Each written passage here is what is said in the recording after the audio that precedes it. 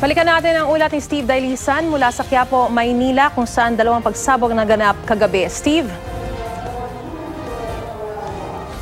Maris, dahil nagpapatuloy pa rin yung post-blast investigation ng mga otoridad ay nananatili pa rin naka-lockdown itong malaking portion ng Barangay 384 at ng Barangay 383. Karamihan dun sa mga dumadaan dito ay talaga namang masusing ini-inspeksyon ng mga otoridad yung kanilang mga backpack o di naman kaya yung kanilang mga bitbit na gamit. At yung iba ay talagang pinapayuhan na gumamit muna ng mga alternate routes dahil nananatili pa rin yung malaking puwersa ng kapulisan dito sa bahaging ito.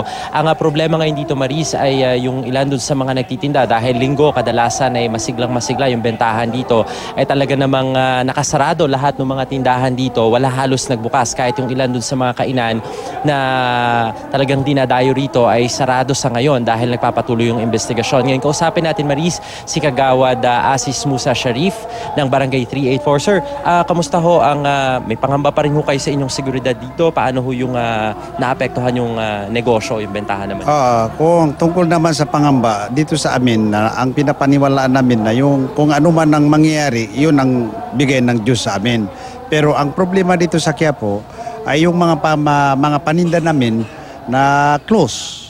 Yung may mga restaurant, panis na yung mga isda nila dahil dahil mag-isang araw na hindi nakabukas ng mga yung paninda nila, yung mga restaurant nila. May sinabi na ho sa inyo yung mga otoridad kung hanggang kailan ho ito o mananatili ho ito hanggang matapos yung clearing? Ang sinabi ng mga kapulisan, matatapos daw ito pagka masecure na yung area doon na walang bomba. Oo, pagka masecure na, aalis na sila. Yun lang ang sinabi nila sa amin.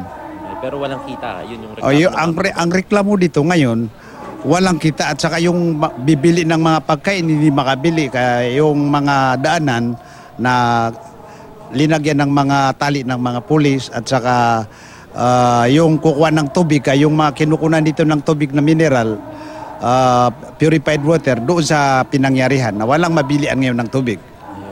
Alright, maraming salamat po, Kagawad Sharif ng Barangay 384. Sa ngayon, Maris, ay ang sabi naman ng mga taga rito ay nakahanda sila makipagtulungan sa mga otoridad para rin masiguro yung kanilang kaligtasan. Kasunod nga ng nangyaring pagsabog kagabi. Yan muna latest mula pa rin dito sa Quiapo. Balik sa iyo, Maris. Steve, tanong ko lang, kasi nagpapatuloy pa yung post-blast investigation. Bakit as early as now, isinasantabi na kaagad ng kapulisan yung anggulo ng terorismo dun sa pagsabog na naganap dyan sa Quiapo? Initially, Maris, wala raw kasing indikasyon na gano'n, at ang sinasabi nila ay posibleng gang war o meron daw away dun sa negosyo. Yun yung mga tinitingnan nilang anggulo. Sa ngayon ay wala pa talaga tayong makausap ulit na opisyal, lalo pat may mga kasunod na pangyayari na meron pang mga nag-cause ulit ng panik kaninang umaga. So inaantabayanan pa rin natin yung kanilang magiging pahayag sa ngayon. Coincidence ba, Steve, na pagkatapos nung April 28, although sinasabi nila na walang kaugnayan sa April 28 bombing, mga ilang linggo lang naganap naman itong dalawang pagsabog na ito at talagang sa gang war nila ito itinuturo, Steve?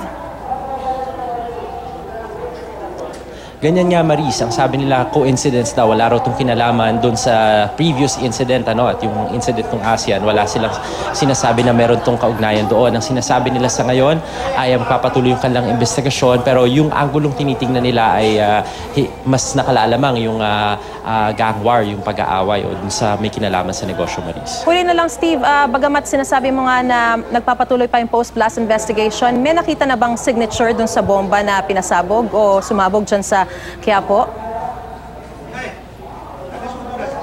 Sa ngayon, Maris, wala pa rin. Wala pa rin nilalabas na impormasyon itong mga otoridad. Nagpapatuloy pa rin sila. In fact, pabalik-balik yung mga tauhan ng EOD doon sa mismong area at patuloy pa rin yung kanilang pag-gather ng information, Maris. Maraming salamat. Ingat kayo dyan. Steve Dailisan.